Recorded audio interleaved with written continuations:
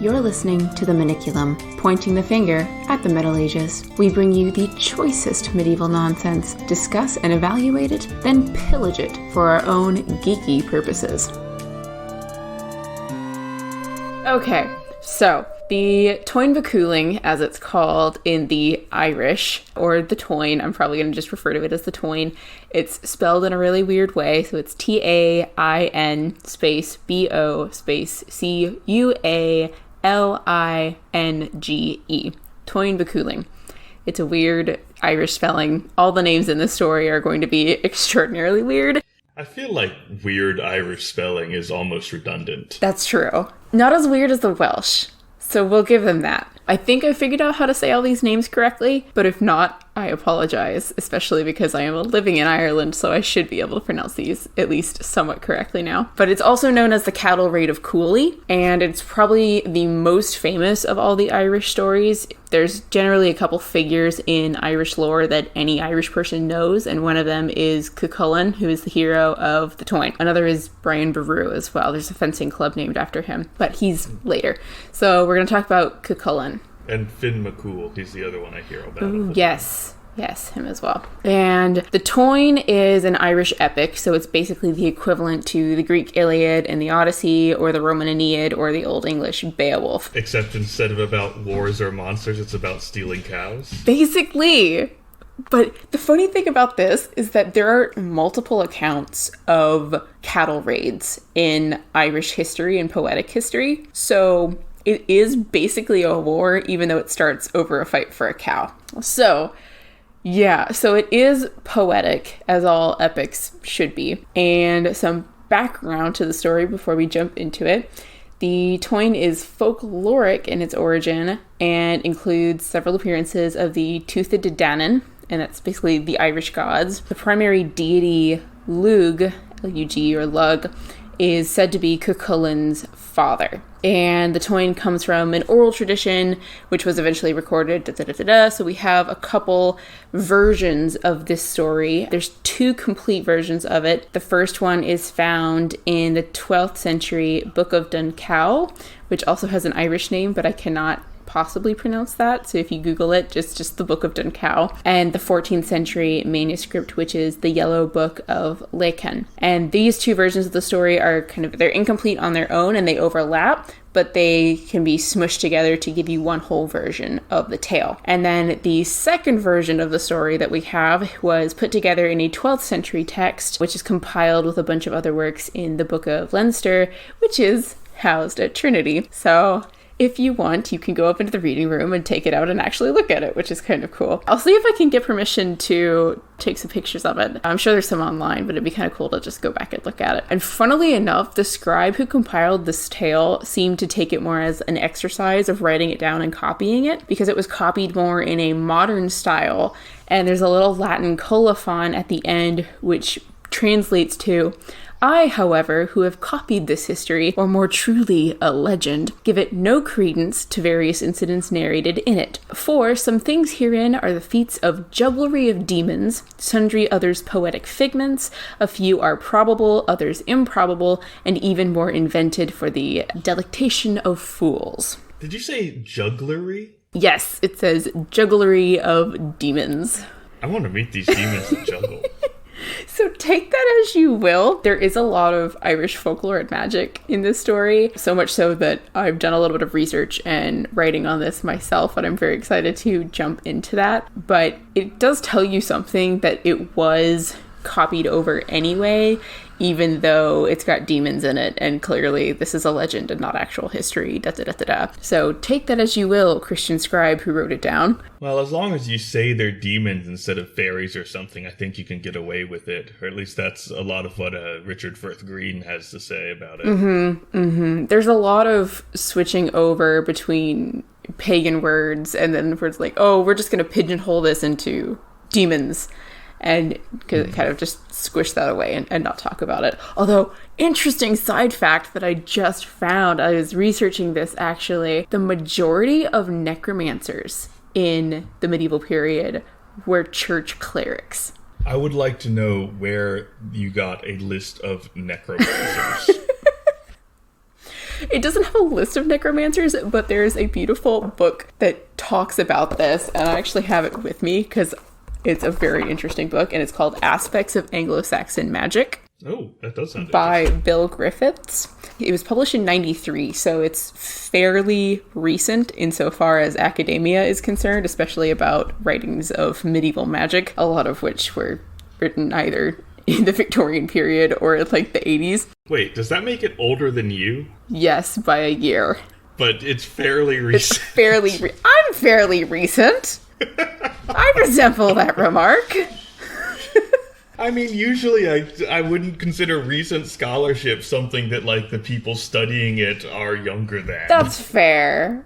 That is a fair critique. I don't know. Maybe it's just me as a medievalist, but yeah, I don't know. But anyway, it's a highly intriguing book. I really have enjoyed it, and I'll list it in our little library list in Marginalia. But anyway, yes. Bill Griffiths. Okay, and I was wrong, actually, because I wanted to double check. So, Aspects of Anglo-Saxon Magic is a fantastic book, and I highly recommend it. But the actual article that I was thinking of is Michael Bailey's Meanings of Magic, in which he says most necromancers were low-level clerical elites. I mean, I can understand that, because that's the people who would have access to old, like, texts and stuff. Yeah, exactly. And the fact that it's low-level medieval elites is interesting, because it's like, oh, they can't get power really any other way, so they're using what they have available to them. So I guess if worshipping God doesn't work, turn to necromancy? ? Or maybe they're young and they're just playing around. That's also true. I don't know. I just read The Name of the Rose over the summer, so that's what I keep thinking of every time monks come up. Young and playing around. You know, everyone has a necromancy phase. They'll get over it eventually. Honestly, that's probably true. I don't know if it's the same with guys, but pretty much every girl goes through a witch phase, where you're making giant pots, like mud pots, and stirring them up with sticks and leaves, and you're making a potion. I think I did some of that as a kid. Yeah, I feel like every kid goes through, like, a witch phase, or a wizard phase. It's just part of it. Okay, so a little bit more background before we actually jump into the text. The Toyne is part of a series of stories called the Ulster Cycle, which primarily recalls the exploits, unsurprisingly, of the Ulstermen of Ireland, which basically encompasses all of what is modern Ireland and a little bit more. So that's what's referred to when we're talking about Ulster. Yes. How can you have a little bit more if Ireland is an island? Because I'm talking about northern Ireland, like the modern country of Northern Ireland, plus a little bit more territory. Oh, okay, yes. Okay. I think I guess I just didn't hear the northern. Yes, because Ireland is split. Yes. Yes, which is still taken very seriously. I imagine, especially now that they have to start talking about, like, border control. Oh, like hard borders, yeah. Yeah, it is a touchy subject that I, as an American living abroad, don't really comment on, but listen quite thoroughly to, and you learn a lot. It's very, very interesting. But regardless, so Ulster is basically Northern Ireland, plus a little bit more.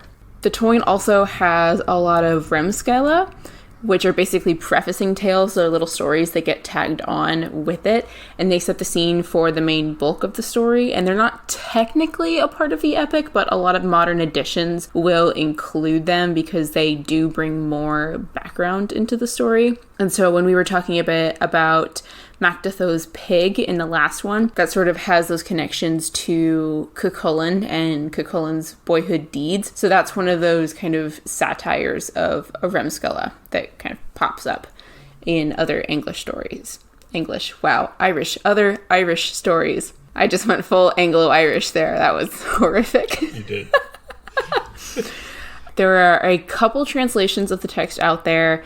The most accessible one is the translation by Kieran Carson. That's the one that I originally read when I first studied this. It's the most accessible in terms of easy to read, but I'll be drawing from the translations by Professor Joseph Dunn, which is primarily translated from the Book of Leinster. And there's also one by L. Winifred Faraday, which uses the Dun Cow and the Yellow Book manuscript. So the two translations that I will be pulling from are both available for free on Project Gutenberg, so you can find those, and I'll link to them in our blog post for the episode. and I'll also link to them in our massive text list for the library. So just so you know, I'm pulling from basically all of the complete translations that we have, because that gives us sort of the most complete look of the story of the Toyne in total. And also for DMs out there, there's some great geographical names and personal names that are wonderful resources, and I'll make a list of those in the blog post. And the Faraday version has the list of geographical terms at the very beginning, and the Dunn version has a list of names with pronunciation guides on page 371. So if you want to know how to pronounce these names, there is a guide. You can Google it, but there's also just a massive list at the back. So I highly encourage anyone who's looking for weird Irish names to use that list. However, if you do your mapping on a computer, you won't be able to use the Faraday version. Yes, that's fair. Okay, so with that, let's jump into the actual text. Here beginneth the Toyne Beculing. The first chapter is entitled The Pillow Talk, which you already know we're getting off to a good start when it starts with pillow talk. I mean, there's a long tradition. That's how the Arabian Nights start off. True. I mean, mostly. So, once upon a time, basically. So you can tell already that this is the later version of this text, not the earlier version, because the once upon a time motif is kind of a later medieval invention that I believe comes from more French influence with the Lay of Marie de France, but don't quote me on that. Once upon a time, that Ailill and Maeve had spread their royal bed in Cruachan, the stronghold of Connacht. Such was the pillow talk that fell betwixt them. Who is Ailill? Who is Ailill? Are we supposed to know who Ailill is? Generally, yes, and that's actually a really good point, because family trees can get very complicated. Not as complicated as the sagas, I'm sure you'll remember, but they can get kind of complicated. So we've encountered Ailill and Maeve before. So they are also included in the story of Macduth's Pig. Ailill and Maeve are the king and queen of, I believe they're king and queen of Connacht, and they're going to invade Ulster. So that is where this whole story begins. So we have Ailill and Maeve, they're married, they're king and queen. And then we have Cuchulainn, who is the adopted foster son of King Conchobar Mac Nessa, who is king of the Ulstermen, I believe. So that's our sort of starting geography here.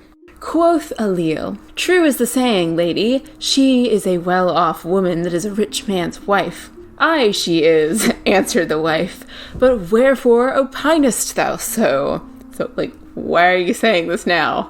Hey, hun, I just realized that you're so lucky to be married to me. Basically. Why are you telling me this? Why are you saying this? I feel like this is how to start an argument with your wife 101. Yeah. "For this," Ailill replied, "that thou art this day better off than the day that I first took thee." Then answered Maeve, "As well off was I before I ever saw thee."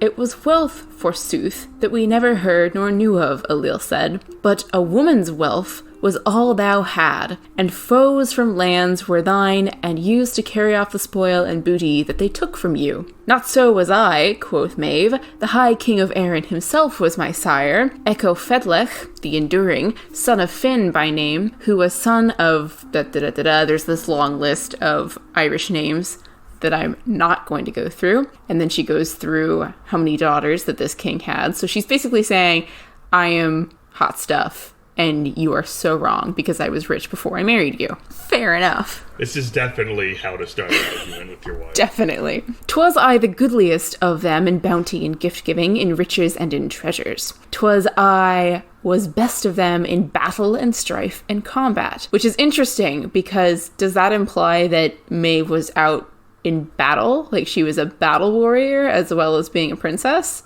Could be. Or it could be that she and her sisters just got in a lot of fights. Also that. I don't have another sister, but I was a girl who would get into fights with my brother, so I can back that up. It didn't help that we both did martial arts, so.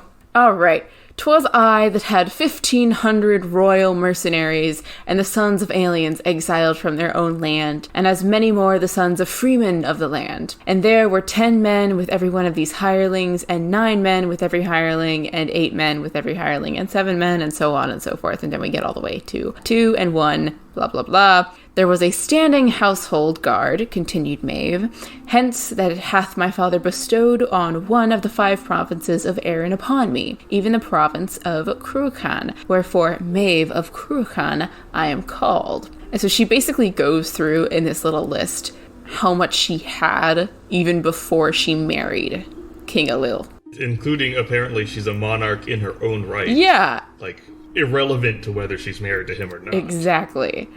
And she goes on and she says, such as no woman ever before me had required of a man or the men of Erin, namely a husband without avarice, without jealousy, and without fear. For should he be mean, the man with whom I should live, we were ill matched together, inasmuch as I am great in largeness and giving, and it would be a disgrace for my husband should I be better at spending than him. I'm sorry, did you say largess, or largeness? In largesse. I am great in largesse and giving.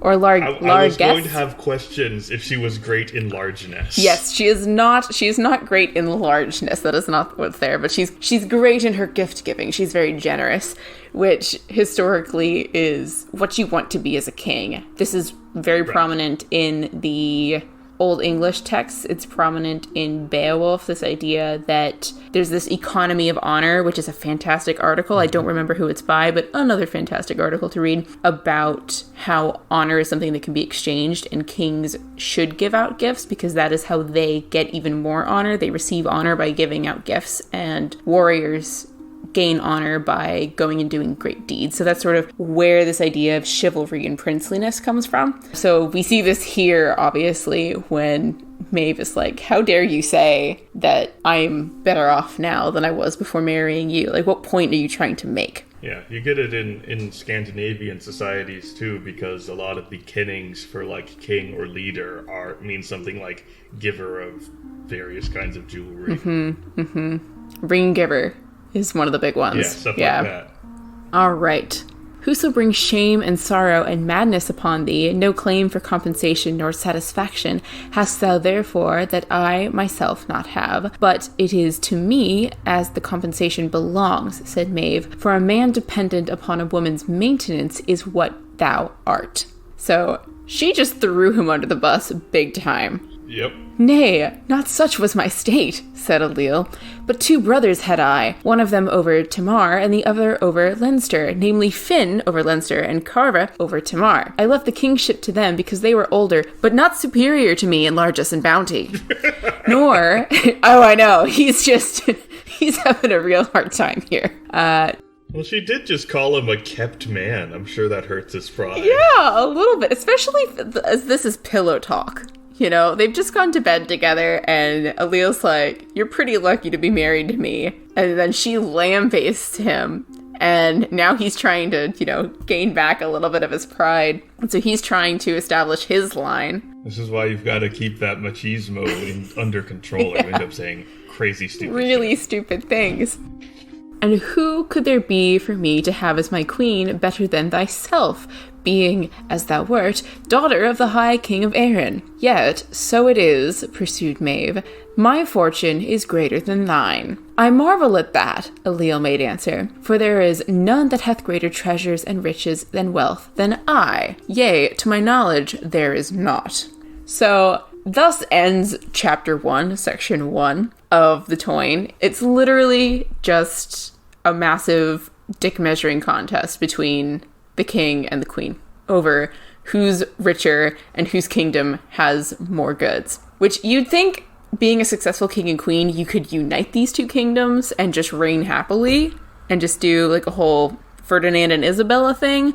But just as that fell apart, so too does Ailill and Maeve's marriage fall apart. I don't know. If I were Maeve, I wouldn't want to be giving Ailill control over any of my stuff, because it sounds like he does not have a good head on his shoulders. Fair enough. And she is the daughter of the High King of Ireland as well. Like, she's not just anybody, like any any king's daughter. This is the High King of all of Ireland, who theoretically has a say over the rest of Ireland as a whole. So, chapter 2 begins the occasion of the Táin. So then were brought to them the least precious of their possessions, that they might know which of them had more treasures, riches, and wealth. Their pails and their cauldrons and their iron-wrought vessels, their jugs and their keeves and their eared pitchers were fetched to them. Likewise, their rings and their bracelets and their thumb rings and their golden treasures were fetched to them, which I don't know what the difference is between like a regular ring and a thumb ring, except for size. They may be thinking of arm rings. Oh, like the Turks. That makes sense. Yeah. That makes sense. I'm confused as to how you would establish, like, what is the least precious of your possessions. Because, like, if someone said, bring me the least valuable thing you've got in your house, I'd get, like, a mostly empty bag of rice or something. Yeah. Or I don't know, like, Rather pick up the trash bag or something. Like, you've got all kinds of crap laying around that's not worth anything. Let me just open open the junk drawer here and pull out a rubber band. Something like that. Like, I'm sure he technically owns, like, a pig or something. Or some kind of food storage. Yeah. You can go like, this grain is not worth anything. But I have more than you. Single grain. Yeah. Exactly. So, like, the point of this section is just to say, like, okay, well, we're going to take everything that we possibly have and stack it all together in one giant mound, like a dragon's hoard, and see who has more. So, this is a long night for the people living with them, I'm sure. Yeah, I would not want to be working in their household. No. Can you imagine the fights? Like, you're just that servant who's standing outside the door, guarding, and you're like, oh, there they go again. When am I off? Oh, 2 more hours. Oh, boy. And then they burst out like, bring us all of our possessions so we can pile them up. It's like, oh, yes, my queen. I am sworn to carry your burdens. Oh, no. So we have this wonderful list of all of their clothing, the colors of the clothing, the flocks. Like, they're not just doing possessions. We're talking about flocks of sheep. Counted and compared. Did they put the sheep in a pile? It doesn't say, but it does say they were led in from fields and meads and plains. So they're taking, and the Irish have a tradition of you just let the sheep go, and then in one part of the season, you bring them back. I think they do that in most of rural Britain. Yeah, and in Iceland as well. So imagine that you're a shepherd, it's the off season because the sheep are just doing their thing on the hills, and you get a message, like a messenger from the king. A courier comes up to you and they're like, yeah, the king and queen are at it again. We need all the sheep rounded up right now. So all the sheep are brought in, and there's an uncommonly fine ram in Maeve's herd. It says that he is equal in worth to a bond maiden, but a corresponding ram was found over the ewes of Ailill. So this doesn't separate them. So they're still the same rank. And so the horses and the steeds and the studs are brought in. I feel like this is implied that they're still in bed. I know, like people are just bringing all these sheep into their bed chamber. This would be a great Monty Python skit, in my opinion. Like, you have the king and the queen just lounging in bed, and there's just like sheep going through, and you're just waiting, and then the next thing you know, there's just horses going through, and they're just trying to decide whose is better. Arguing over like, look at how nice this ram is. Well, I've found another one in my herd that's equally nice.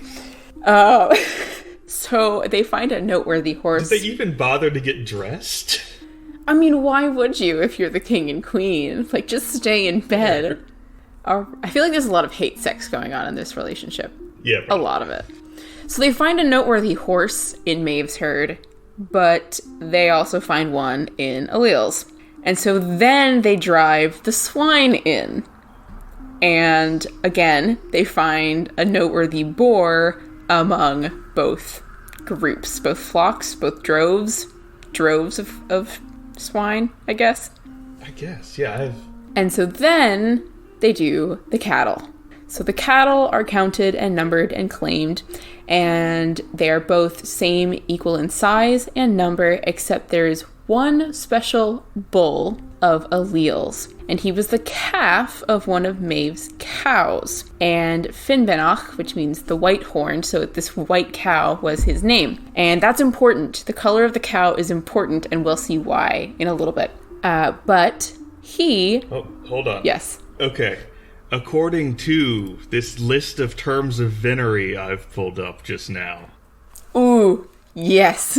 A group of swine, if they're boars, they're a sounder. A sounder? But they can also be, you can also have a herd of pigs, a parcel of pigs, a drift of pigs, a drove of pigs, so you were right there. Okay. A team of passel, a singular of boars. Oh my. And if they're piglets, they can be a litter, a passel, or a farrow. A farrow. A farrow of piglets. I feel like they missed out on the opportunity to call them a squeal. That would be good. A squeal of piglets. That's what I would go with. But regardless. Man, I would hate to be the maid after all this is done. Oh, can you imagine? Think of all the expense that is going into this quarrel. Yeah. Oh, I hope someone's profiting out of this. So, we have this great big white-horned bull called Finnbenach. And he, that is, the bull, deemed it no honor to be in a woman's possession and had left and gone over to the kine of the king. And it was the same I know. And it was the same to Maeve as if she owned not a penny's worth, for as much as she had not a bull of his size amongst her cattle. So technically this was Maeve's bull, but the bull had a mind of its own and apparently decided the grass was literally greener on the other side and went to go live with Alleel's herd. I'm not sure that cattle get to decide who they belong to. This one did. Or we could say that this was Alleel pulling a fast one on his wife. We don't really know, but this is how the tale lays it out for us. So then it was that Macroth, the messenger, was summoned to Maeve, and Maeve strictly bade Macroth to learn where there might be a bull in any likeness in the provinces of Ireland. Verily, said Macroth, I know where that bull is that is best and better again in the province of Ulster, in the 100 of Cooling, in the house of Dara, son of Finnachach, even Don Cooling, the brown bull of Cooling, he is called. So we have this white bull and this brown bull, or also known as the red bull. And so now we have these two bulls of different colors. And those who are familiar with the Mabinogion might remember in that Welsh story that there is a white dragon and a red dragon that tussle it out to kind of determine which culture is going to win. So we're going to see that same motif here in this story. So is Connacht, the white Connacht men, going to win, or is it going to be the red or brown Ulstermen who are going to triumph overall? I think you get a white dragon and red dragon fighting in Geoffrey of Monmouth, too. Yeah, that's right. So I don't... That might have been borrowed straight from the Mabinogion. I think it is. And I'm not sure if this is a Celtic tradition that was pulled into, because the Irish and the Welsh are connected, so that might be the same sort of old ancient legend. But we did talk about how, like, the three most basic colors were black, red, and white, right? So again, we're seeing this motif all over the place. In any case, there is such a cow, says Macroth, and I know his name and address. Yes, it's a very well-known cow. Maeve says, go thou to him, Macroth, and ask for me a loan of the brown bull for a year, and at the year's end he shall have the meat of the loan, to wit, 50 heifers, and the cow back himself. And so she's basically saying, I'm going to borrow this cow for a year to show my husband up, and then I'll give you both the cow back, or the bull back, and 50 heifers as well.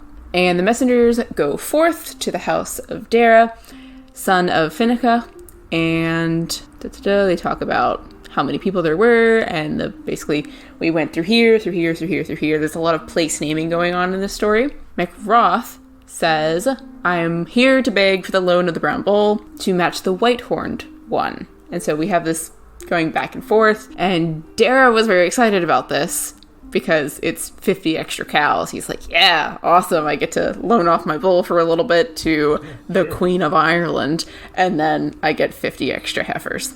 It's a good deal. It is a good deal. I'm not sure how pleased you would be to know that it's just so she can show that she has a bigger dick than the king. I know, but hopefully the messenger was a little bit more tactful and didn't say for what purpose the bull had to be, brought over. She's currently sitting in bed waiting for me to parade this bull past her. Hurry up. All right. And then a bunch of the messengers who went with MacRoth end up having a fight over the reputation of the Ulstermen versus the Connachtmen. And eventually they say, if the bull is not given willingly, we will take it by force, which was not Maeve's order, but you kind of get the sense that this is how she operates anyway. Wasn't he happy to lend it out regardless? So why is there a fight now? He was at first, because there was a tussle between who's better, the Ulstermen or the Connachtmen. So this all comes down to, who's your daddy? And what tribe are you with? This entire story is just the consequences of toxic masculinity. On both parties, may I say. For both Maeve and Allele. There's a lot of toxic energy going on in both of these individuals. All right, so eventually they don't bring the bull back. So it gets settled, but they're not able to bring the bull back, and Maeve demands the reason, and MacRoth recounts how the dispute came up and says, there is no need to polish knots over such affairs as that, MacRoth, for it was known, if the brown bull of Cooling will not be given with their will, it would have been taken in their despite, and taken he shall be. So basically, she says, all right, well, if they're not going to let me borrow the bull, I'm going to go to war. I mean, that's a monarch-like thing to do. It is. Can we, do we expect this of her? I'm not entirely sure. It's a very, not to pigeonhole, but this is one of those acts where it's curious to me because it seems like a very male heroic character thing to do, but it's being ascribed to Maeve, whereas Allele is much more like, nah, I'm good over here, bye. But again, there's a lot of, we've seen in some of the stories that we've talked about already, how the traditional quote-unquote male and female roles are kind of inverse, where the men are like, no, I'm not going to do a thing, and the women are like, do the thing, you idiot. So, again, those agencies are kind of being thrown up and down. So it's interesting to see her going to war for a cow so she can show her husband up. Yeah, I would have expected her reaction to be more like, why did you get in a dumb fight with them? You're fired. But she backs them up. So Here we are. So I'm going to switch over to the Faraday version now. So hopefully the English is going to be a little less thee and thou and there too, and be a little bit more straightforward. I had noticed it was very deliberately archaic. It is very deliberately archaic. It's an older edition. And it's interesting to note that the reason I do that is because the Faraday version doesn't begin until what the Dunn version calls Chapter 3. And that's probably a difference between where the Book of Dun Cow begins and where the manuscript for the Book of Leinster begins. So that's probably the difference there. Hold on, is the translator for the Book of Dun Cow named Dunn? Yes. John Donne, as in D-U... As in the poet? Well, close, yeah, except it's D-U-N-N. Okay. Yes. So, wow. But he's a professor at Washington. Or was. Which Washington? The Catholic University of Washington. Oh, I was wrong. Joseph Dunn, not John. See, I ask this because I went to undergrad at a Washington college, and I know there are like a dozen of them. There's a lot of them. But yeah, so it's this version is the Joseph Dunn translation, who is the professor at the Catholic University of Washington, at least when he translated it. Johnny-come-latelys. For the record, we were the original Washington College. Which one were you? The one in Maryland. Oh. Named after George Washington with his permission. Oh, I did not know that. That's cool. Ooh. Yeah, all the others just picked it. We have a letter from him. Oh, please tell me that is encased somewhere for everyone could see it. I don't think it is, but his signature from the letter was reproduced in gold over the doors of one of the dining halls. That's amazing. As it should be. Okay, that's so cool. Okay, so jumping into what the Dunn version calls Chapter 3 and what the Faraday version calls Chapter 1. A great hosting was brought together by the Connachtmen, that is, by Ailill and Maeve. They sent to 3 other provinces, and messengers were sent by Ailill to the 7 sons of Magach, and to Cormac and Conquevere with his 300 men, and they all come to a place called Cruachan. So that's where they were when all of this went down in the first place. And we kind of get into what the troops look like. The troop for Cormac, they have many colored cloaks. The second troop wore dark gray cloaks and red ornamentation, so we get kind of this poetic view of what they all look like and what tribes they're a part of. And then they have the third troop, which has purple cloaks with hooded tunics with red ornamentation. And Maeve says, all right, these are Cormac's men. I recognize you. And the 4 provinces of Ireland were assembled. Does she recognize them by their uniforms? I think so, because what it actually says is when she sees the first and second troop, she says, this is not Cormac yet. And then when she sees the third troop, she says, this is Cormac now. So apparently she recognized his arrival with this third troop with purple cloaks. I'm just imagining her going like, oh yes, these are definitely the Chicago Cubs. I recognize their colors. It's like, no. Like, you just see a bunch of people in a field. She's like, where'd I park my car?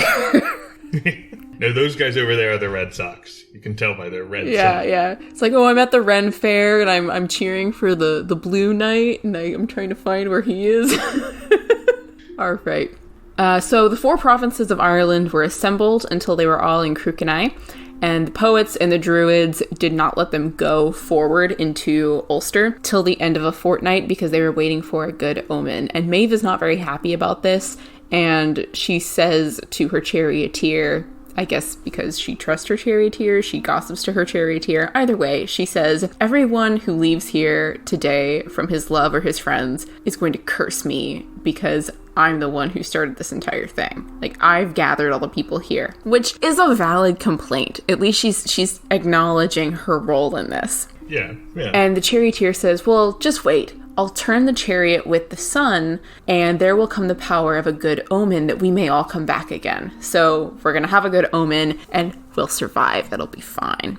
So this is a very early example of magic that we see. It's just omens. It's just a sort of divination. And this is, I think, the most subtle version of magic that we see in this, since we haven't seen any other magic yet. But even page 11, they're already going on about finding a good omen, and the druids are there and they're like, we're not gonna go, but the charioteer is saying, I'll find a good omen. So it's interesting to me that the druids are waiting for a good omen and they're waiting for a fortnight, and the poets also are, because the poets, generally the Philae, they also have a magical role. Poetry has a very magical role in Irish legends and lore. So the poets and the druids have not found a good omen for 2 weeks, but apparently this charioteer can. It sounds like he's trying to manufacture one. I think so, given that, spoiler warning, this doesn't really end well for Maeve. So he turns the chariot and sets forth. So I don't know what it means to turn the chariot with the sun,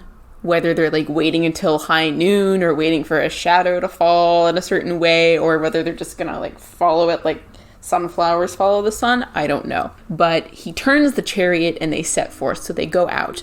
Then, all of a sudden, they see a full-grown maiden before them, and she has yellow hair and a cloak of many colors and a golden pin in her cloak and a hooded tunic with red embroidery. She wears 2 shoes, I hope she's wearing 2 shoes, with buckles of gold. On 2 different feet. I guess. Ooh. And her face was narrow below and broad above, so she's got like a wide forehead and a narrow chin, and very black were her 2 eyebrows. Her black delicate eyelashes cast a shadow into the middle of her cheeks. This is trending away from woman and towards wasp.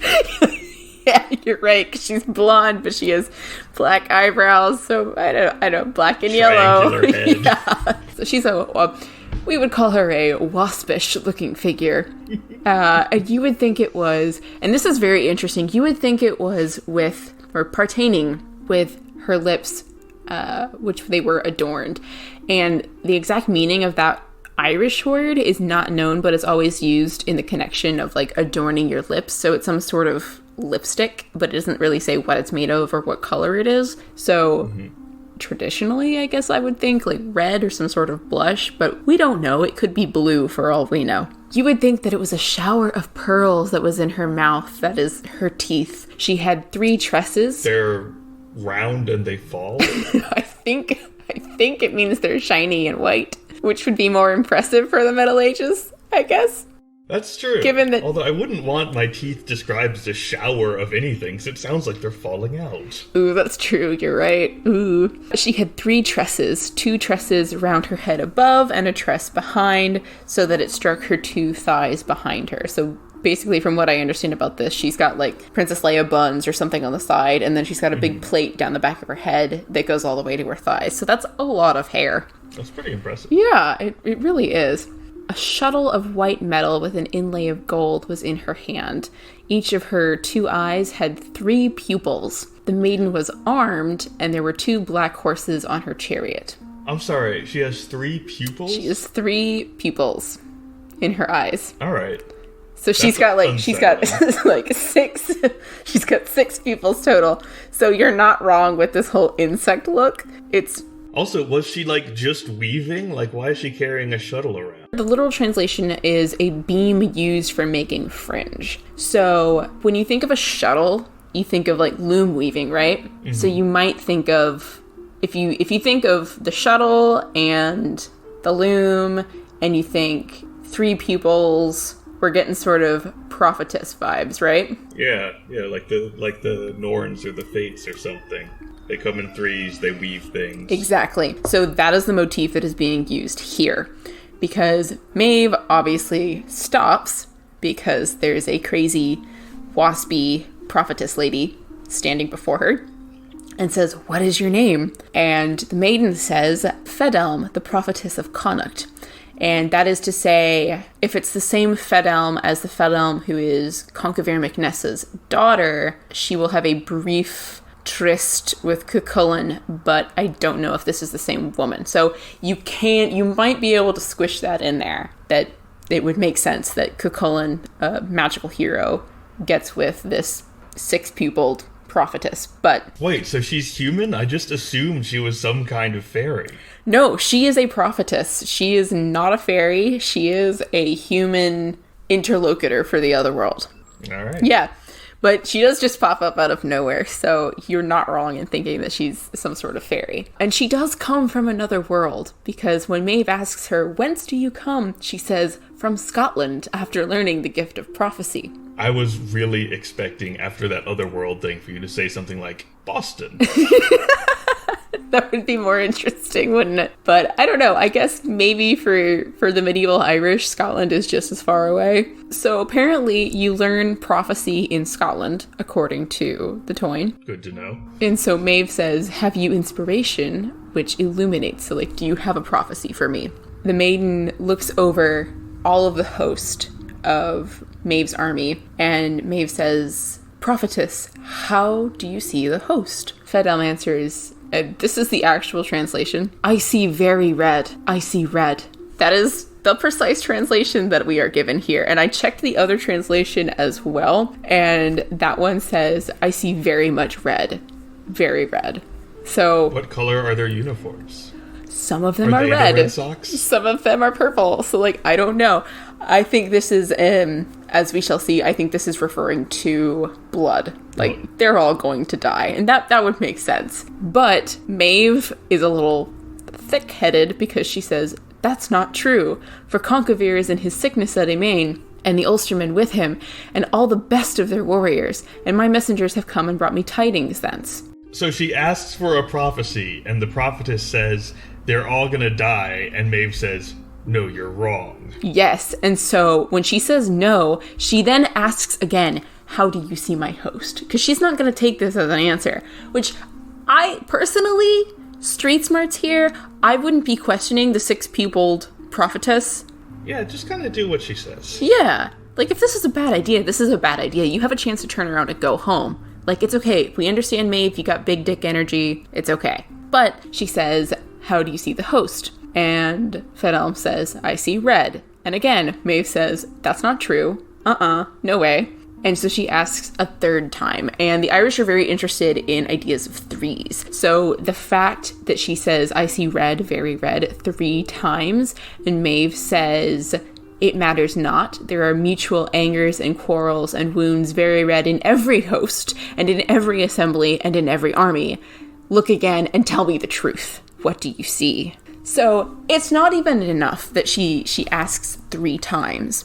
And so to basically push the message home for anyone who's either listening or reading this story, the text breaks out into a different kind of poetry. There are sections where we lose pieces of the text, but so Fedel is fed up with this, and so she goes into it and she says, I see a fair man who will make play with a number of wounds on his girdle. A hero's flame is over his head, a forehead meeting place of victory. There are 7 gems of a hero of valor in the middle of his 2 irises. There is something on his cloak, we've lost that word. He wears a red clasped tunic. And so we have this big, very long poem about Cuchulainn. And I see a great man on the plain. He gives battle to the hosts. 4 little swords of feats, great feats, there are in each of his 2 hands. 2 gaybolga, he carries them, besides an ivory-hilted sword and spear. And this is an interesting word, the gaybolga. It's a very special kind of spear, which apparently only Cuchulainn can wield. So that word is generally left untranslated. So is this like... Alright, so one of the things that I've learned from listening to Saga Thing a lot is that pole arms tended to be pretty unique from person to person because there wasn't like a mass production thing. Mm-hmm. Which is why you always get these, like, whatever Gunnar is wielding, usually translated as halberd, even though it's not. Who knows what it actually looks like. Yeah, okay. That would make sense. Because apparently these are probably also vaguely magical weapons, depending on the origin myth of where he gets them. They could be from his dad, like Lug, who's like, here are some magical weapons that I give you, the gaybolga. But that makes a lot of sense from a historical perspective as well. I think where the Saga Thing guys settled is like the readers at the time would know, like, oh, if you describe it in this way, it means it has these features, but we don't have that anymore. Yeah, we've lost that. We've just got all these like various words that all kind of mean it's a long stick with a pointy bit at the end. A halberd of a sort. Slightly different. That's really interesting. Huh. Also, how is he carrying all these weapons? How many hands does this man have? That's an interesting point, as a matter of fact. He has 2, but the poem also says that he has a, let's see if I can get this right, Ristartha, the Ristartha, which means he's described as the distorted one. So this is another name for Cuchulainn, and that is because he went through this transformation, which a lot of times is translated as the torque, because he sort of twists up into this weird monster. So it's this idea that he's given supernatural powers of strength and the ability to slaughter hundreds of men at any given time, but in doing so, he literally turns into a monster to do so. That is wild. So it's amazing, and there is an extraordinarily, wonderfully graphic depiction of what that torque looks like that I'm excited to get to, because it's so bizarre and so detailed that in Beowulf you don't get a depiction of what Grendel looks like at all. Like, he's some sort of man, he's some sort of monster, we don't really know, and that's the terror that comes with Grendel. But with Cuchulainn, it's horrifying because you do get to see it and you do get to picture it.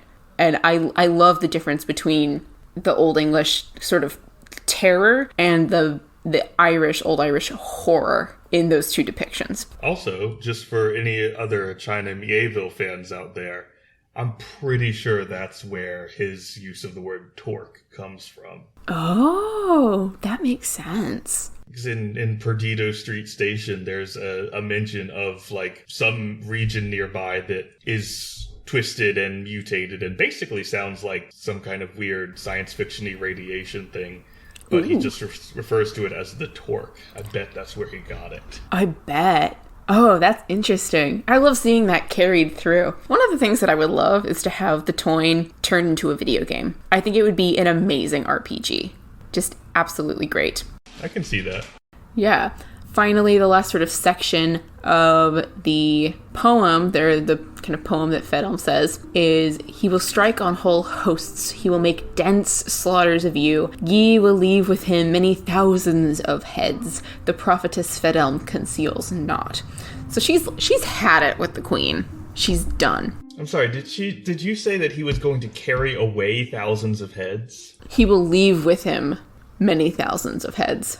Like, he's going to be decapitating left and right. It's a very ambiguous construction there. Does that mean he's leaving them behind, or he's leaving with the heads? I don't know. Terrifying either way, because you either get a field of heads, or you just get, like, one giant long chain of hair, tied together, which is like a chain of heads. I'm just remembering the last story you told from Ireland where someone pulled a head out of their wallet. Oh, yes, that's right. That is Macdetho as well. Yeah, that's Macdetho's pig. Oh my gosh. Yeah, heads have especially decapitated heads have a very significant place in Irish lore, because the head is what housed the soul. So if you cut somebody's head off, you're cutting off their way of getting into heaven, in a sense, or at least going on to the other world. So that's fascinating. And so the Monday after Samhain, which is Halloween, they set forth, and this is the way they took. And there's this wonderful list of place names that I'll just list a couple of them because they're interesting names. There's Trauma, Drumliche, Athgabla, Ard Achad, Mithe Togmail, Bail Scanam. Anyway, there's a lot of them, and getting into place names and Dinshanicus, or how places are named in Ireland, is super important, and that's where a lot of this story gets its meaning. Is we have little mini episodes in each major section and chapter of the story where we have the Connachtmen going through Ireland, and they'll stop at a place and they'll do something there, and then you'll have this little sentence. It's like, and that's how this place got its name, and it's called blah blah blah blah blah. And you see that, you see this in Genesis, you see this in the Bible, where it's like, Noah was here and he built a pyre and then he ate meat, and that's why we call this the pyre of meat. And And so you have little sections like that in a lot of oral traditions, because it's a way of passing on history. It's in the sagas. Ta-da! Yes. So all of this so far is the prologue. Of course it is. Yes, all we've covered so far is the prologue. And the one thing that we need to talk about that's in the Rimskala, but is not in the actual text until a little bit later, but I want to emphasize this now because we did see it in just a second, because when Maeve is denying what's going on, she says, for Conchover is in his sickness at Emain, and the Ulstermen with him, with all the best of their warriors. That's really important, because when Conchover is, quote, in his sickness, it is a sickness that occurs on all of the Ulstermen, and it's basically PMS. They have period cramps or labor pains. Okay, I was really expecting you to go for lycanthropy, so I want a fuller explanation of what you're talking about. So, whatever the sickness is, they were cursed with it by a woman, I think. And all of the Ulstermen, either for, it depends on what the story is, and I'll double check on it, either for an extended period of time, like a month or two, they end up doubled over with labor pains, or for like once a month, they get period pains. Oh my god, it is PMS. It is PMS. The Ulstermen have been cursed with PMS? Yes. That's amazing. And it's so bad that they cannot fight. Like, that's why... I mean, I hear it's pretty bad. I mean, I can vouch for this. I've experienced it myself. It's to the point where that is the entire reason why Cuchulainn has to go up and be this hero alone, is because he is one of the only individuals who does not suffer from this pain. So everybody else is incapacitated, and I feel like you know how hard does it make it to fence? For me, it's really interesting because I don't get very bad cramps. I mostly get mood swings, or I'll get like really bad cravings. But generally speaking, women's testosterone peaks when they PMS. So my weightlifting is actually great. Oh. Yeah, so fencing is great and weightlifting is great, but I know other people who have really bad cramps, and they're like, nope, I'm going to curl up in bed and not do anything. So it varies with the woman, essentially. Wait, did Cuchulainn escape the curse, or was he just lucky enough to get the non-painful cramp version? I don't know. I mean, he does have his whole little torque thing, so, maybe that happens to some people during their PMS. I don't know. If you turn into some sort of horrific mutant monster once a month, let us know. I would be very interested in finding that out. Okay, so let's see.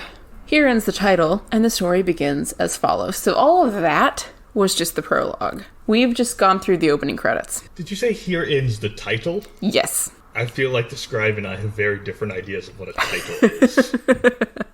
I would agree with you, but, c'est la vie. So this is the story in order. That is literally how this text begins. This is the story in order. When they had come on their first journey from Cruachan to as far as Cool Sabrina, Maeve told her charioteer to get ready her other 9 chariots, that she might take a circuit in the camp to see who disliked and who liked the expedition. So your girl is she's like, all right, I'm gonna see who doesn't like this. Who's got a bad attitude about this expedition? We're gonna rat them out right now. I mean, I'm pretty sure that I've seen a lot of that in both Celtic and Scandinavian stories, that there's a lot of discussion and opinion polling whenever they're about to do something. I mean, fair enough. You want to have people who have your back for these sort of things. Like how the Eddas are full of, and then the gods had a meeting.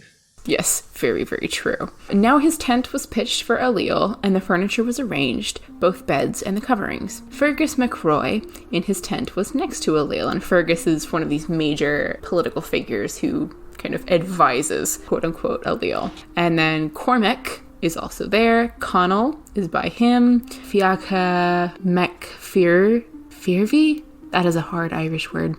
And that is the son of Conchovir's daughter. And Maeve is on Allele's other side. Finnevar, daughter of Allele, and Maeve is also there. So this sort of the royal procession, if you will. These are our major players on the side of the Connachtmen. Maeve came, and after looking at the host, and said it was folly for the rest to go on hosting if the Cantred of the Leicestermen went. And the Cantred refers to a plot of land, but in the context here, it's referring to basically the group of people, the group of soldiers who've come from Leinster. And Allele's like, why are you blaming them? Like, really? Why are we doing this now? And she says, well, we do not blame them. Splendid are the warriors. When the rest were making their hunts, they had finished thatching their huts and cooking their food. When the rest were at dinner, they had finished dinner, and the harpers were playing to them. It is folly for them to go, said Maeve. It is to their credit the victory of the host will be. So why is thatching huts part of what soldiers are expected to do? I don't know. I feel like this has to do with the, what do they call it? The booths. Like in the Iceland sagas, They go to the thing and they make booths and they have little huts to stay in. So I guess they're making their own little thatched huts every night. I was thinking Roman military camps, but like thatching is pretty labor intensive, or at least time intensive. Yeah. So you'd think they'd have some quicker thing. Like the booths, which are basically just a piece of sailcloth stretched over like a little wall. I would tack that up to the fault of the translator. That's how I would go with it. But basically, she says, I don't like the Leinstermen because they're on top of it and they make the rest of everybody else look bad. And Allele says, well, they're fighting for us. And she says, well, they're not going to come with us. Because she's just got a bad attitude. Allele's like, okay, fine, so let them stay. And she says, no, they're not going to stay, because if they stay, they're going to come onto us after we've gone, and they're going to take our land. So they're going to conquer us. So she's not happy. And Allele's like, okay, well, if they can't stay and they can't go, what do you want? What Oh my god, do you she's going want? to kill them all, isn't she? Just for being, like, efficient and making the rest of her army look bad. That's exactly what she says. He's like, what do you want? And she's like, I want to kill them. I want to kill all of them. The nail that sticks up must be hammered down. And Allele just looks at her and says, we're not going to hide that this is a woman's plan. What you say is not good. It is always a shame that the listeners cannot see the faces you make. So that's what Maeve wants to do. And Allele, obviously, like, he's not having it. He's like, all right, fine, but this is on you. And Fergus now butts in, and which I think is a dangerous thing with this couple. Like, you do not want to stick your head in. Next thing you know, you're parading cows. Exactly. And now you're going to war. And now you're killing your own troops for being too good at their job. Just stay away. This is a toxic environment. Yeah, very bad environment. Fergus says, "With this folk, it shall not happen thus, for it is a folk bound by ties to us Ulstermen, unless we're all killed." So he's basically saying, if you want to kill them, you have to kill us all. And Maeve says, "Well, even that we could do, for I'm here with my retinue." And then she lists how many soldiers she has. And again, Fergus is like, "No, let's please not do this." Maeve does not understand the concept of de-escalation. That's what I'm getting here. She really doesn't. And she says, so Fergus says, "Okay, fine. I will give battle to you in the middle of the host in which we are with 7 cantrids and my cantrid and that cantrid." So basically he's listing his own men. What is a cantrid? So a cantrid is... I looked this up because I was confused about what this is because I hadn't heard it before. It's an old Irish term for a plot of land, like a territory. But in this context, it's referring to basically how many men are in a particular group, like a particular squadron. So it's like the Anglo-Saxon hundreds? Yeah, except hundred is also used in this text as well. So that's right. You used it earlier. Yeah, so it's a different size. When you were describing the bull's address. Mm-hmm. So... it's a different size of men, which I figure is probably pretty big, but we don't have an actual number for how big it is. Fergus finally comes to the conclusion that, all right, we can sort this out. We'll spread the Leinstermen through the entire host. Maeve says, all right, fine. But I don't care, provided that they're not all in one group. That's fine. So they manage to settle her down and not kill an entire squadron of people and not commit genocide. So good things there for the Leinstermen. They managed to survive. Even gotten to the enemy yet. Oh, no. Most of this saga is them getting to the enemy. That is most of the story. You'd think that would be the easy part. You would think. You would really think. So eventually you have Dubthach, who sings a particular song, and he, I believe, is one of the druids. And this song is, again, in poetry. It's in that same sort of mythic poetry, and he is recounting another past battle. In this section, he sings, "This will be a battle in its time for Maeve with 1/3 of the host. There will be flesh of men therefrom, if the Ristartha comes to you." So again, we have another sort of prophecy about Cuchulainn and the distorted one coming onto Maeve's army and basically destroying 1/3 of her army. And then the Nemain attacked them. Also, for the listeners, when she says distorted one, she does pantomime it. Since I know you can't see it. I do. Like, stick one shoulder up. I'm an active storyteller. So then the Nemain attack them. Who the Nemain are, I have no idea. They just crop up as they're traveling. They're a random encounter? I guess, you failed your role on the Night Watch. And it says, that was not the quietest nights for them. No kidding. Because of the uproar of the churl, that is to say, the druid poet, through their sleep. So apparently he's like prophesying, or at least sitting on his lute singing over like through the night. While they're trying to sleep? I guess that's what the text indicates. Also, why is he a churl? I don't know. I guess he's of common stock. The host started up at once, and a great number of the hosts were in confusion until Maeve came to reprove them. So, this guy is just making trouble. Then they went and spent the night at Grenard Tethfa Tuaskrit. It's an interesting place name. Do not know what it means. After the host had been led astray over bogs and over streams. So they're somewhere in the Irish wilderness because this guy was up on his lute, apparently, and then Nemain attacked them. So random encounter did not go well. A warning was sent from Fergus to the Ulstermen here for friendship. And, okay, so that's important because Fergus is going behind Alil and Maeve's back to talk to the Ulstermen. So Fergus is currently aligned with the Connacht men, and he's sending a note to the Ulstermen. Now we have this beautiful line. Now they were in the weakness, except for Cuchulainn and his father, Sualtam. And the weakness, refers to... the curse. The curse. They're having their cramps. And Cuchulainn and his father went, after coming up to the warning of Fergus, until they were in... They haven't even discovered chocolate yet. I know. It's so, like, what are you going to do? Like, mead and honey? I don't know. That's what I would crave. Yeah, someone test that out and report back. Oh, yeah. Cuchulainn says to his father, I think of the host tonight. Go from us with a warning to the Ulstermen. I'm forced to go into a tryst with Feldam from my own pledge that I went out to her. So this is the same Fedelm, daughter of Conquevere. And, like, he's got some kind of obligation for a booty call? Is that what he just said? That is exactly what he just said. He's like, hey, Dad, can you go check on the encroaching army? Because I have to get with this chick because I promised her. Yeah, all right. It's essentially what he's saying here. I mean, look, anyone who has that many pupils, I wouldn't want to turn her down either. Yeah, that's true. That's very true. And then we have an interesting instance of magic here.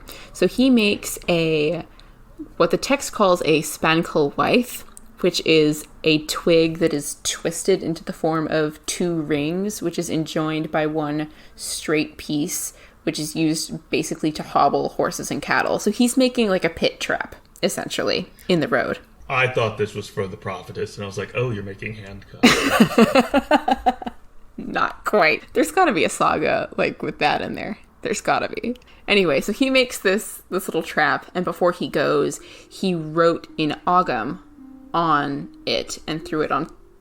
He throws it on top of a pillar so everybody can see it. So this is more of a warning than an actual trap, especially because he's writing in Ogham, which is sort of a... At this point, this text is supposedly set at the early Christian period, so Ogham was mostly relegated to stone engravings and pretty much magical uses at this point. So it's interesting that he uses Ogham because that involves a certain level of magic and also a certain level of education and understanding.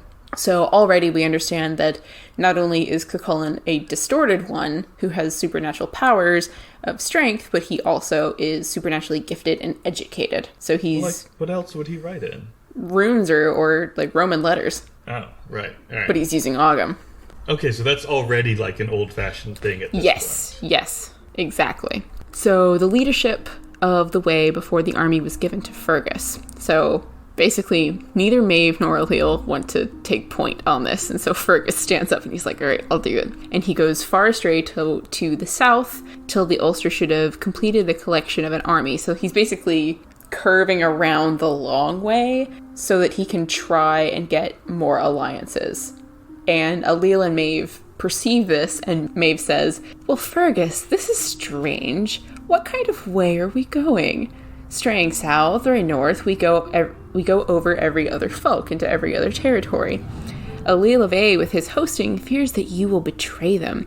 You've not given your mind hitherto to the leading of the way. If it is in friendship that you do it, do not lead the horses. Peradventure another may be found to lead the way. So she's basically threatening him with, like, if you don't get us there, I'm kicking you out of the army. We're going to find someone else. And again, notice this is in those poetic couplings. So it's the scribe, or at least whoever originally wrote this down, bringing attention to the piece. This is an important piece of dialogue. And so Fergus also answers in verse, O Maeve, what troubles you? This is not like treachery. It belongs to the Ulstermen, O woman, this land across which I am leading you. It is not for the disadvantage of the host that I go on, each wandering in its turn. It is to avoid the great man who protects Magmurtha. Not that my mind is not distressed. Double negative. Not that my mind is not distressed on account of the straying on which I go, but if perchance I may avoid even afterwards, Cuchulainn mach sueltem. So he's saying, first off, you already own all this land, and second off, I'm trying to avoid Cuchulainn because I don't want to run into him. I mean, he's busy. He's busy. Yeah, he's trusting. And then we have another section where we kind of like skip back over to the Ulstermen, and they are gathering people together. Cuchulainn's sitting out. There's music. It's great. And Fergus McRoy finds that piece of tree branch and reads the Ogham on it. And Maeve sees it and says, why are you waiting here? What's going on? And Fergus says, yeah, we're waiting because there's Ogham on that over there. And it says, let no one go past till a man is found to throw a like withe or like branch with his one hand, and let it be of one twig from which it is made. And I accept my friend Fergus. So Fergus can't do this, but anybody else can. And Fergus says, Cuchulainn has thrown it, and those over there are his horses. So this is a challenge, essentially.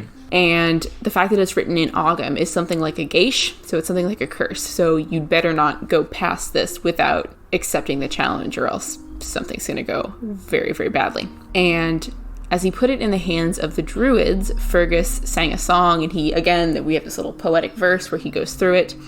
And afterwards, Fergus says, if you outrage this withe, or if you go past it, though he be in the custody of a man, or in a house under a lock, he who wrote the Ogham will reach him, and will slay a goodly slaughter of you before morning, unless one of you throw a like withe. So you better listen, because Cuchulainn's going to come after you. So instead of doing this, Ailill says, okay, we'll go by the neck of the great wood yonder, south of us, and we will not go over it at all. So the troops hewed down the wood before the chariots, and the name of that place is Slechta. So we have this place name and we have the story behind it. So instead of trying to find someone to create this little trap and throw a stick, they just literally deforest an entire section of Irish woodland to get around it. That seems excessive. Extraordinarily excessive. But that is how terrified they are of Cuchulainn. They do not want to mess with him. And that's how powerful, and I think this is more important, how powerful a single geis is. You do not mess with magic. Maeve and Fedalm the prophetess had a conversation there. Then it is after the answer she gave to Maeve that the wood was cut down. So, look for me, Maeve says, how the hosting will be. And Fedalm says, I cannot cast my eye over them in the wood. And then Maeve makes a decision, well, we're just going to cut the whole thing down and go around it. Wait, isn't Fedalm supposed to be with Cuchulainn right now?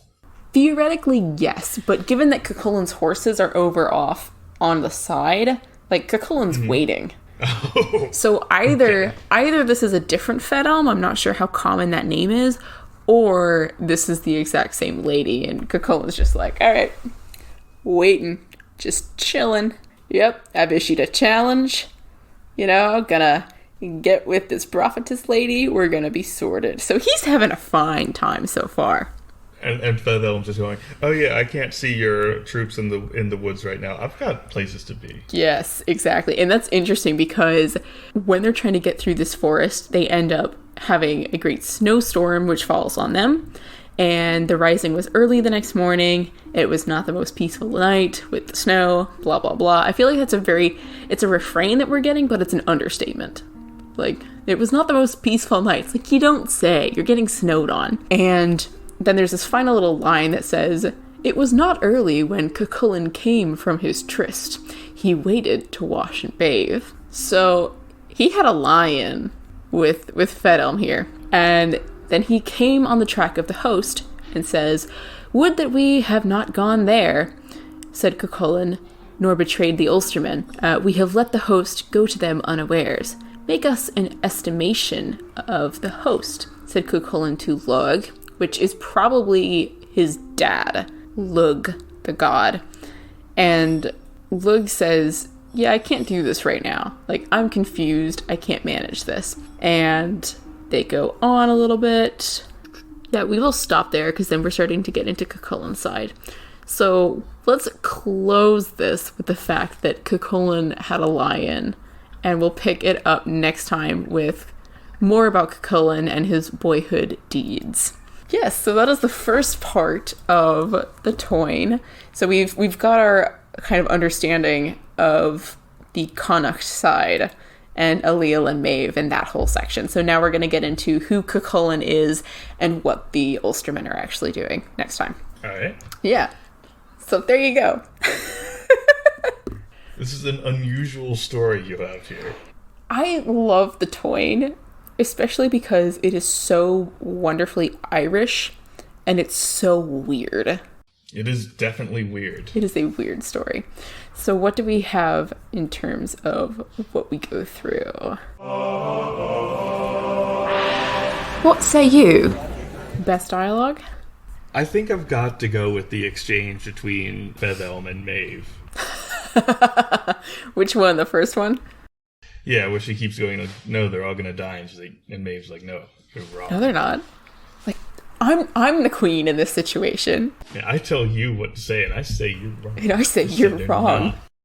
They're not allowed. I think it's just impressive that she's able to stand up to, like, a 6-peopled woman who can see the future, and, like, she's got the balls to say you're wrong. Yeah.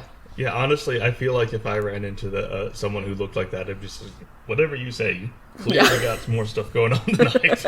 I think my favorite piece of dialogue is just Allele being so exasperated with everything that's going on. He's just like, what do you want? What do you want? He's this tired husband who's put up with his wife's antics for so long, and he's like, okay, you don't want them to stay, you don't want them to go, what do you want?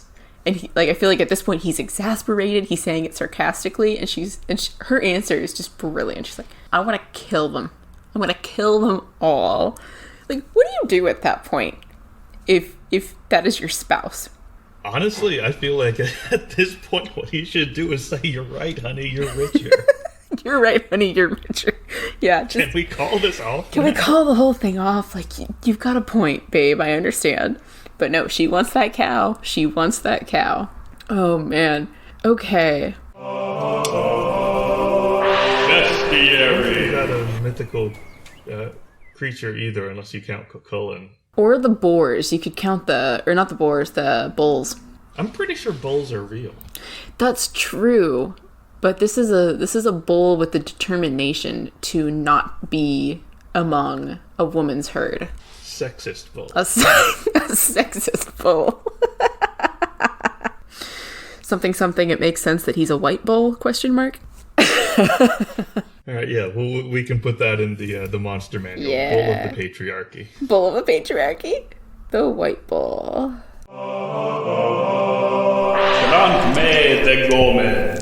What can we use in a D&D game? Fethelm. Fethelm for sure. 100%. Like, if you need a prophetess figure here, you've got a beautiful, may I say, historically accurate depiction of what a prophetess should look like. I have questions about historical accuracy of anyone with 6 pupils. Yeah. Oh, man. Well, at least if not historically accurate, of course, then you can cite this and say that you got it from an ancient Irish legend. I feel like you can just lift that description whole cloth and go like, this is an NPC in my campaign now. 100%.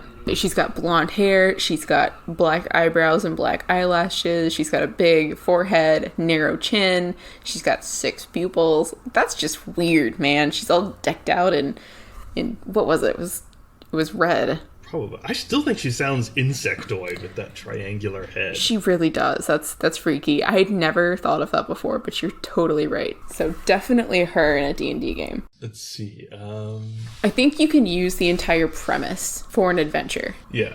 It would make a great fetch quest that gets out of hand.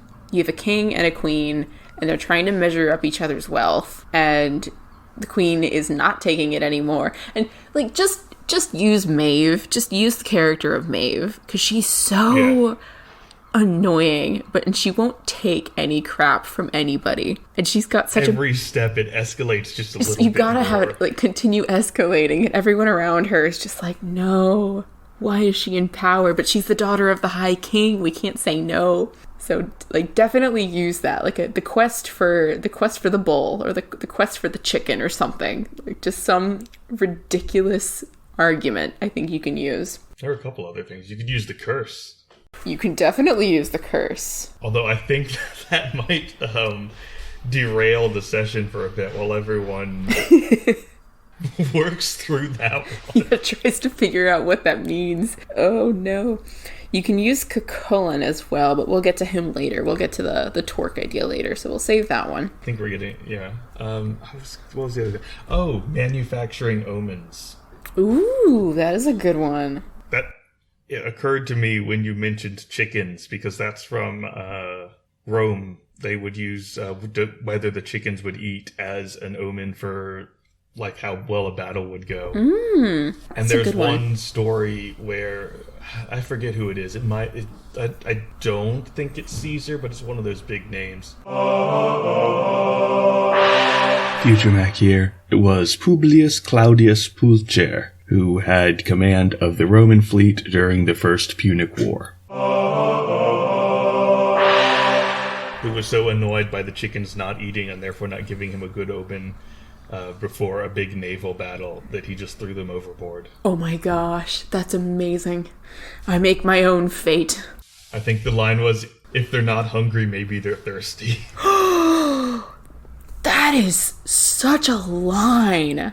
Oh my gosh. I feel like, okay, side note, I feel like you can use that as well in a D&D campaign. Like, someone is, like, some NPC has captured some of the players, and there's another NPC who's also captured, and it's just, like, he's not gonna tell him anything, and he's okay with, like, starving himself. Like, well, if you don't tell us information, we won't give you food. And he's like, well, if you're not hungry, maybe you're thirsty, and just get the NPC overboard.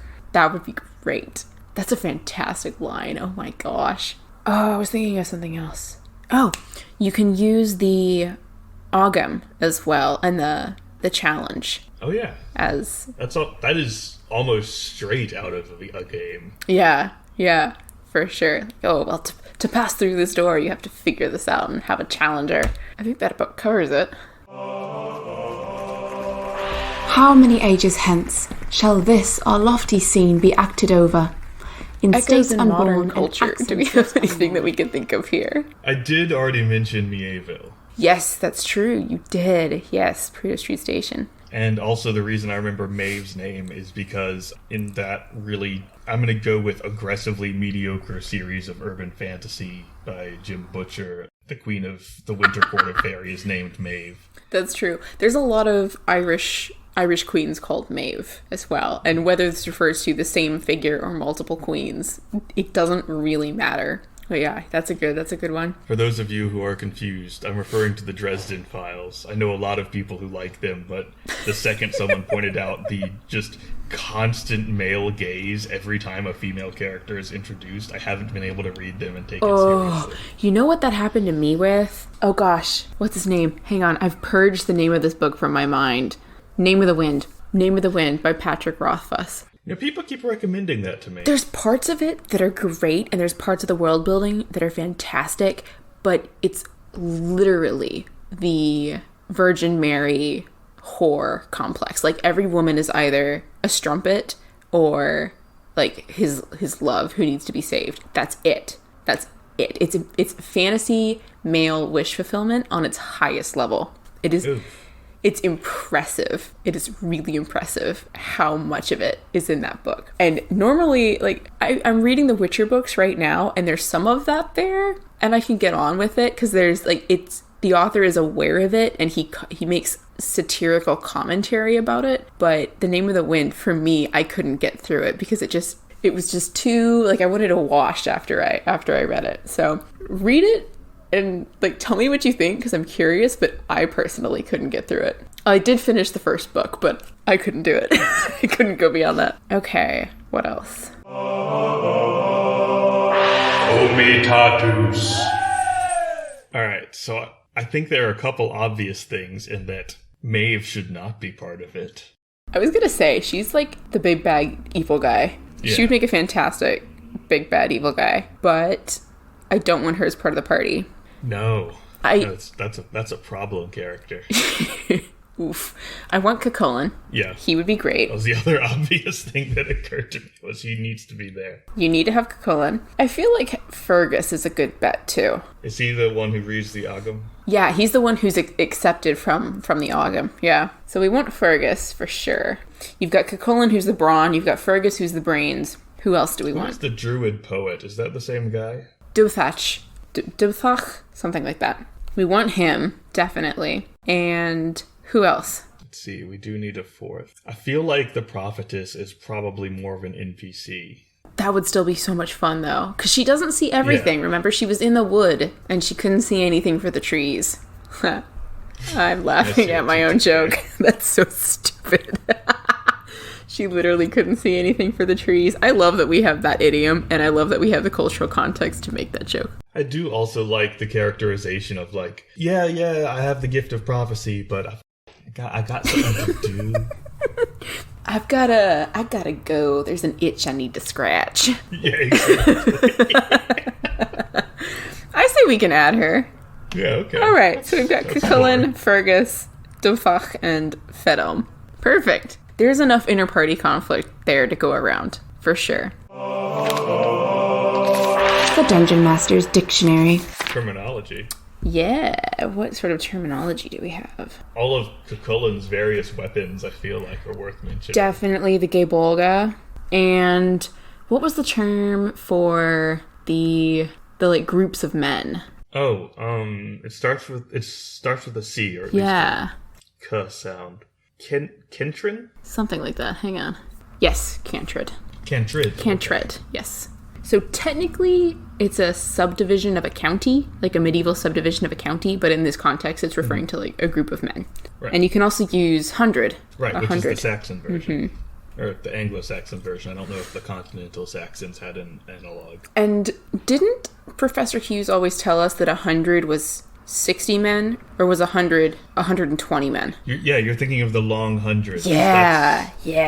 That's not I don't know if that's necessarily like the same as the group of people you get from that area of land, but often when Northern European sources from the medieval period talk about 100 anything, they may actually mean 120. Mm-hmm. Yep, that's right. It's counting the spaces between your fingers instead of your fingers. That is so cool. And I guess the spaces on each side of your hand as well. Yeah, that makes sense. Now we're just staring at our hands.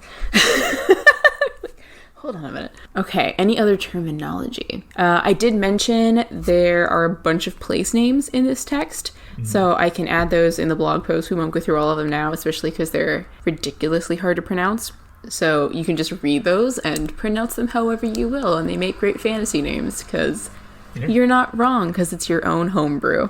That's right. You can just say, like, you can't be pronouncing it wrong, because it's your place. Exactly. It's like how I used to tell my players, I'm not doing a bad Slavic accent. I'm doing a perfect Orcish accent. Exactly. And, that is the perspective you need to have when you're doing tabletop games, in my opinion. Okay. Street smarts! What lessons from the text are we learning? I feel like there's a lot of morals that our characters are not learning, but we can take away. I think you already mentioned that we're learning to listen to the spooky six-pupiled prophetess. Yeah, listen to the prophetess, people. Like, she shouldn't have to repeat herself 4 times, especially not in magical poetic verse. Have you tried turning it off and on again does not apply to prophecy? That's a great way to put it. I feel like, listen to your wife and don't start arguments in bed. Yes. Like, okay, not like listen to your wife in terms of Maeve specifically. Say, she's a bad example. Yes, exactly. Don't if you're married to Maeve, maybe don't listen to your wife. Don't listen to your wife. Like, put up a fight, man. But at least don't start fights in bed. Don't be like, oh, you're so lucky to have me. Yes, definitely never start that kind of conversation with your significant other. Yeah, she will drag you through the mud or heat. Like, it doesn't matter. Just don't start that kind of pillow talk. That is, see, now we have an example of a very interesting failing relationship in Alil and Maeve, but then we also have the flip side of that with Fedhelm and Cuchulainn. I mean, is it a relationship or just a booty call? I don't know. Cuchulainn has a couple of those, I think, so we'll see. Cuchulainn's getting it. Apparently, women are not turned off by the torque, so... The ladies love a distorted man. Oh, no. Oh, no. Okay. Any other street smarts? Leading herds of livestock into the bedroom never ends well. Never. It does not end well. Also, don't start political fights. If you're a messenger, please don't start political fights when you're going to an ambassadorial, like on an ambassadorial mission, because we could have prevented this war. Machismo and diplomacy do not mix. No, never. What else? Oh, okay. How about maybe man up and do the prophecy as it is foretold? and don't deforest an entire section of woodland to try and get around it. Yeah, that is a waste of many things. Oh, yeah. Oh, yeah. Do the right thing. Timber, squirrels. Also, log 'em. Like, you get a beautiful... Like, there's probably a road. Like, he put it on a pillar. He put it on the road. There was a road there already. Just throw the thing. Throw the thing. I'm sure you've got a whole army of people, so someone's got to be able to. Exactly. Okay. Best moment. What is our best moment of the text? Honestly, I think the best part is when they're bringing the livestock through the room, not because, like, it's inherently interesting, but because of... Just the image. Because we kept thinking of it from the servant's point of view. That makes the whole thing so much That is funnier. definitely the best moment in this entire text. Like, the entire premise of this story is this screwed up relationship between a king and a queen. It's the funniest thing, and it's over this cow. It's just, that is definitely the best moment. Like, I was skeptical when you said, like, it's a cattle raid, but it's an epic poem, but I get it now.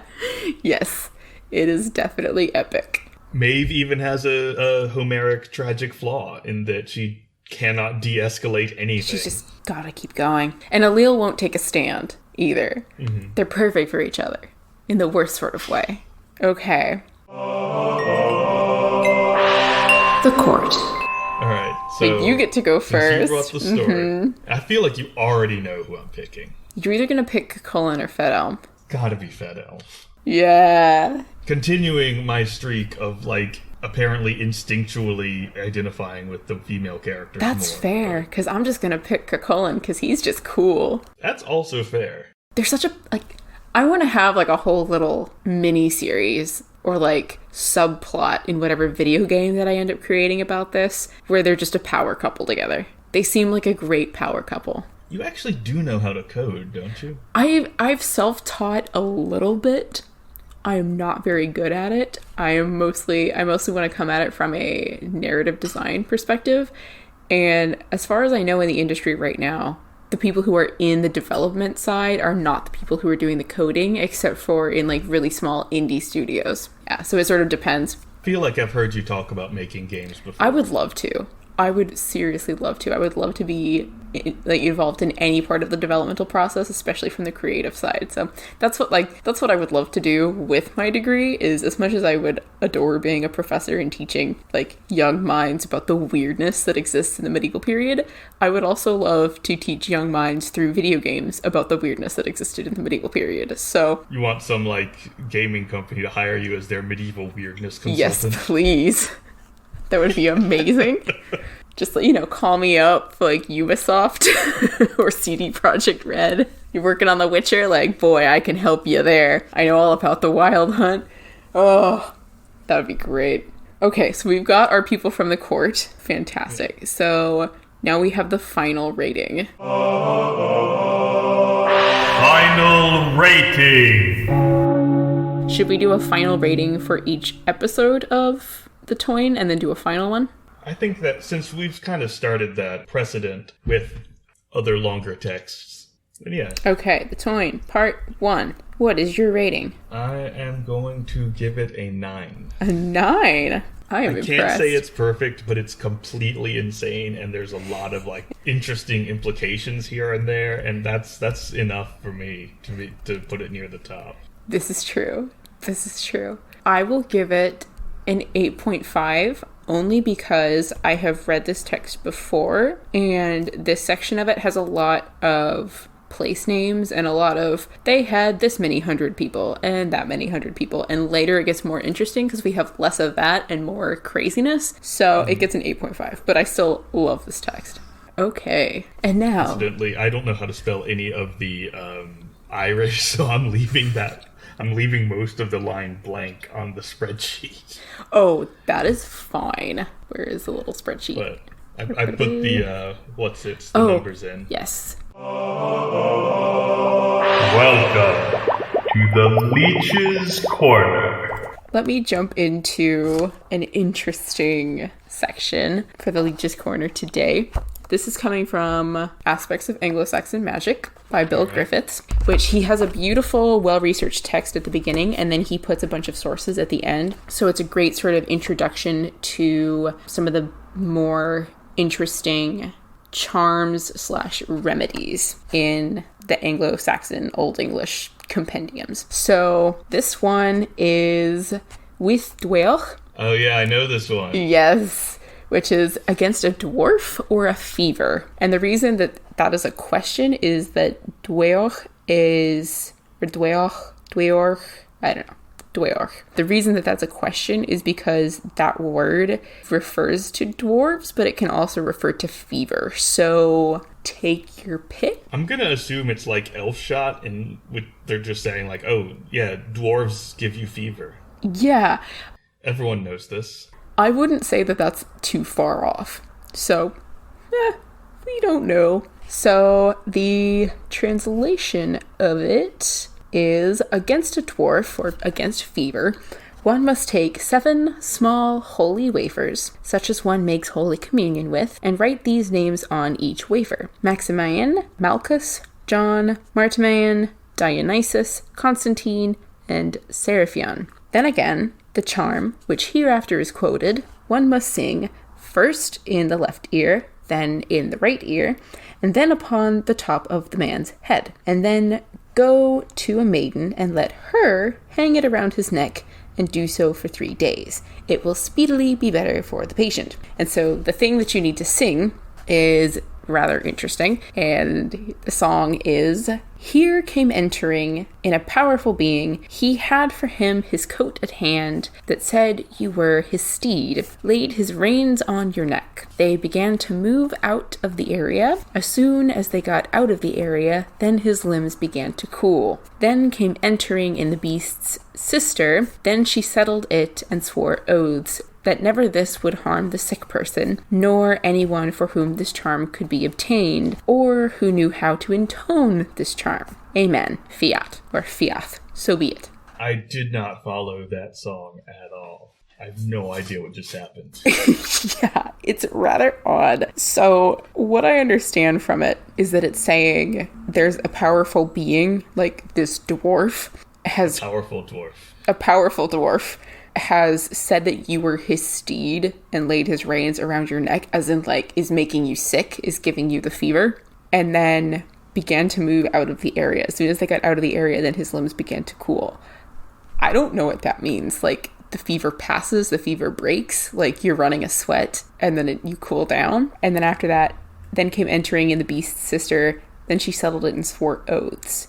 So maybe the powerful being is not in fact the dwarf, but something else, because you have the powerful being and then the powerful being's sister who lays the charm around your neck, which I think is what the maiden analog is. Like, that's why you need a maiden in the charm, is that you have it feels like it's intoning a powerful person and then also a maiden as analogs of maybe pagan gods or other ancestral figures who were a part of this charm. And that way, no harm comes to you, the sick person, or who obtains this charm, or who knows how to intone it. What were the names on the wafers again?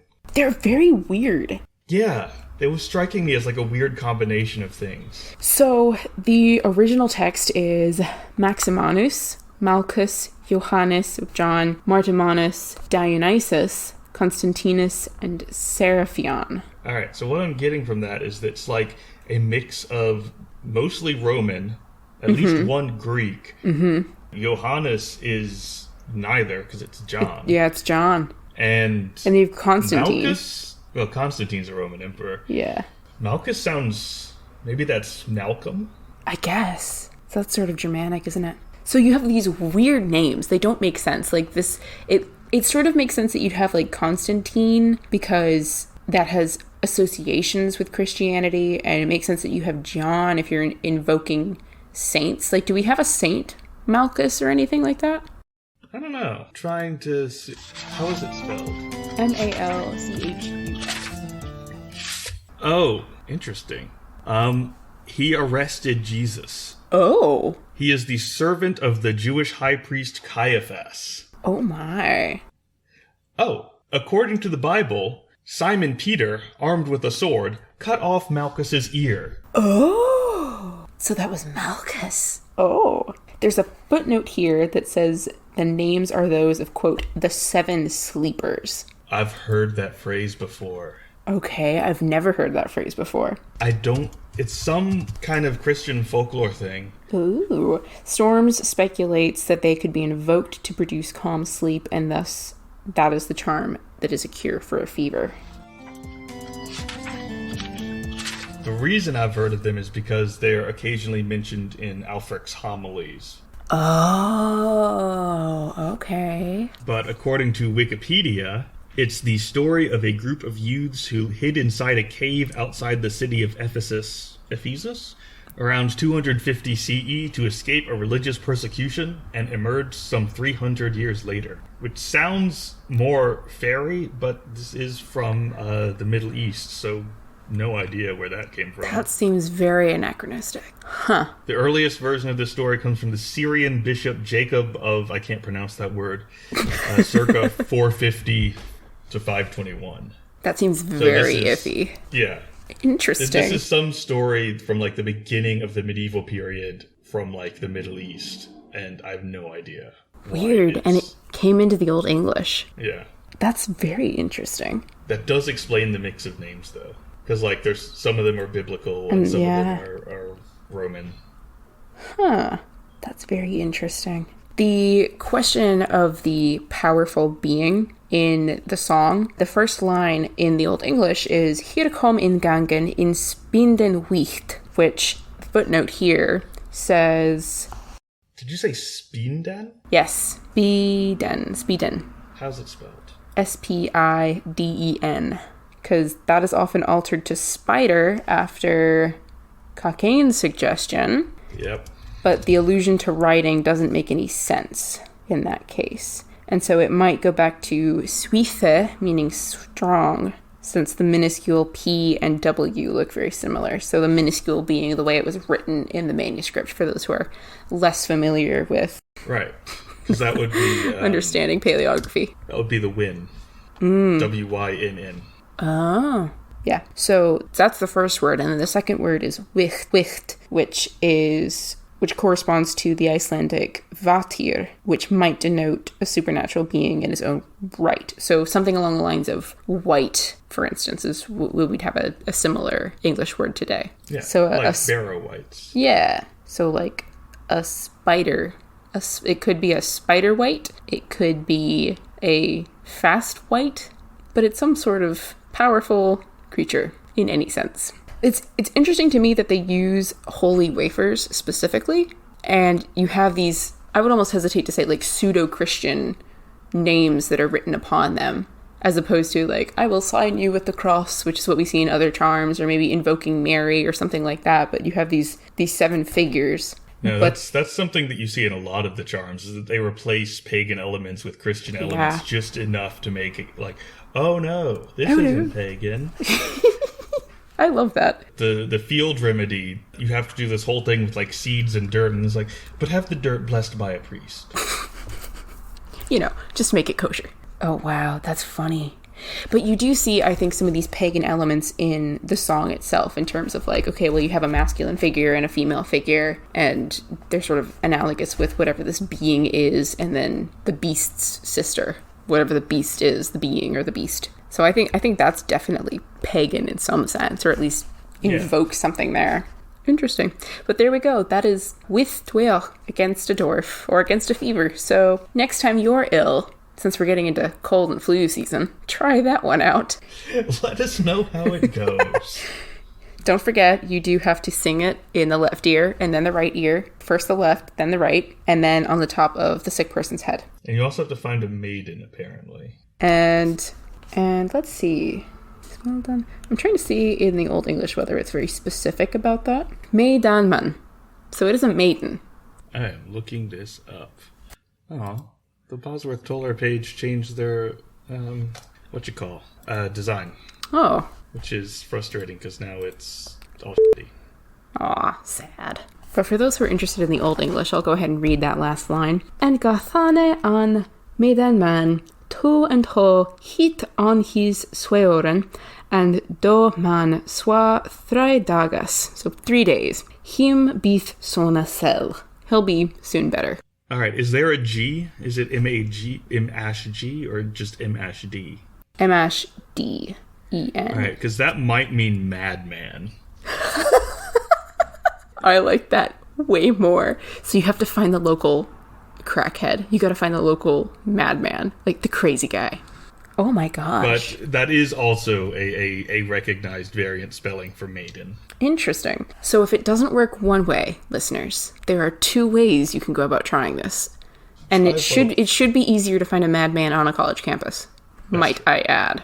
I wonder if referring to madman, it refers to, like, the crazy priest. Because, not to be completely anachronistic here, but Floki in the Viking show is sort of a representative of someone who does use magic, like a male individual who uses magic, who is supposedly kind of crazy, and that there is a historical basis for magic being a woman's thing, especially in these sort of cultures, in Old English and Icelandic cultures. And so if you do have a man who's doing it, he is considered kind of crazy.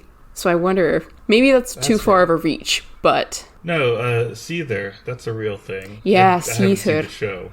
Yeah, Seether magic. Yeah, but I know that's whenever you go into Norse myth, that's one of the things that other gods like mock Odin for, is that he does see there, just woman's He does see magic. there. Same with Loki. Yeah. But there we go. Against a dwarf or against a fever. So try that out, folks. Let us know how it goes. And let us know whether the madman or the maiden was the right choice. Yeah. Then we can have an actual study and cite that, and we can submit that to someone. This might be a little bit of a stretch, but we can try. 100%. That All would be right. amazing to have in a medical journal. Wouldn't that just? Are madmans or maidens better for fever? Madmans? Madmen or maiden better? Maiden. I'm not going to say that sentence properly. That's fair. I've gotten to the point where I'm reading so much in Old English and in Middle English and then in Modern English that my notes are a mess of spellings, where I'm spelling some things in Old English and some things in Middle English and then some words in Modern English, and it's like, why am I doing this? Like, I'll spell with, W-I-T-H-E. Like, why? Why am I adding an E? Or better, I'll add another E and I'll only use one T. I'm like, what am I doing? When I'm writing like notes to leave for other people, I have to forcefully remind myself not to use a thorn or an ed and to actually write out TH. Exactly.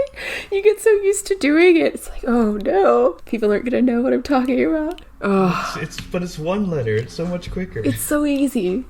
Okay, well, I think that is it for this week. Yeah, we have been doing this for over 2 hours, Yes, so we it's have. probably time to wrap up. Okay. Thank you for listening to the Maniculum. Please consider leaving a rating and review in Apple Podcast to help support the project. For more geeky editions or to see our sources and notes, check out our blog, Marginalia, at themaniculumpodcast.com. You can also join our Facebook group, the Maniculum Podcast, to join in on discussions about all things medieval. And feel free to reach out. We're on Twitter at Maniculum and on Instagram at Maniculum Podcast. We'd love to hear from you. And special thanks to Sandra Boyle, who created the music for our show. You can check out her project, Sugar Glass, on Spotify. You good? Yeah, sorry, I'm trying to calm the dog down. Ah. My roommate just moved in, and Delilah's still excited about having a new person in the house. That's so exciting. Yay, Delilah.